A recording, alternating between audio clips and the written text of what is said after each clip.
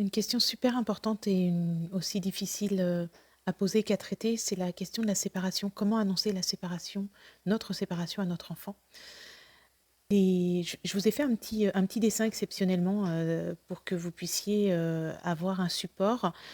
Le dessin a été fait pour un couple hétéro, mais évidemment, il en est exactement de même pour un couple homo. Mais comme la question a été posée par un couple hétéro, j'ai suivi, même si les prénoms sont inventés par mesure de secret professionnel. Voilà, même si c'est par Insta.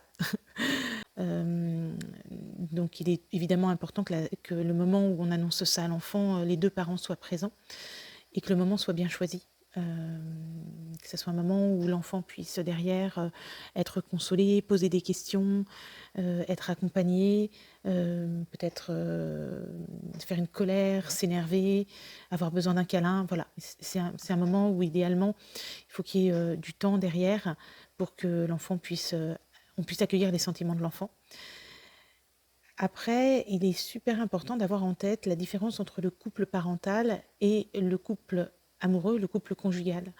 De pouvoir, dire qu'effectivement, en tant qu'amoureux, ben, dans l'exemple pris, Jeff et Emma, ben, ne sont plus amoureux, mais en fait, on le sait depuis le départ qu'un couple d'amoureux, c'est comme un couple d'amis, ça peut se casser, ça peut se séparer.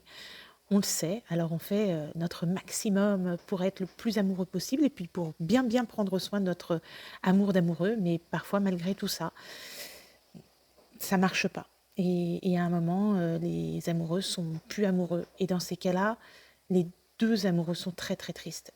Notamment quand on choisit d'avoir des enfants. On choisit d'avoir des enfants quand on est, sûr et certain qu'en fait, on est un petit peu comme dans les livres de princes et de princesses. Ça va être jusqu'à la nuit des temps et on vivra heureux avec des enfants jusqu'à la fin des temps. Quand on choisit de faire des enfants, on choisit souvent de ce petit mythe de prince et de princesse dans notre tête. Donc évidemment, on fait tout ce qu'il faut pour que notre amour devienne hyper, hyper fort. Et on fait tout ce qu'il faut pour prendre soin de notre amour pendant notre union. Et c'est grâce à ça qu'on a des enfants, pour les élever dans cet amour-là. Mais l'amour qu'on a pour nos enfants, c'est un autre type d'amour, c'est l'amour parental. Et cet amour-là, par contre, on sait quelque chose depuis le début, c'est qu'il est indestructible. On sera toujours, toujours une équipe de parents pour le bien-être de notre enfant, pour son bonheur. Même si on n'est pas toujours d'accord sur comment faire, hein, ça c'est voilà. Parfois, Jeff et Emma peuvent ne pas être d'accord. Parfois, Jeff et Emma peuvent avoir un peu des trucs d'amoureux encore à régler. Mais par contre, en tant que papa et maman, c'est une super équipe pour le bonheur de leurs enfants. Voilà.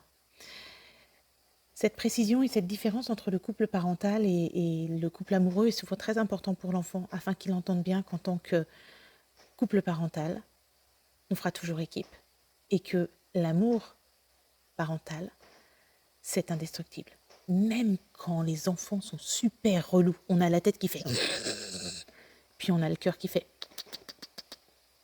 on vous aime trop même quand vous êtes relou. Ben c'est ça, l'amour parental. C'est qu'on vous aimera toujours.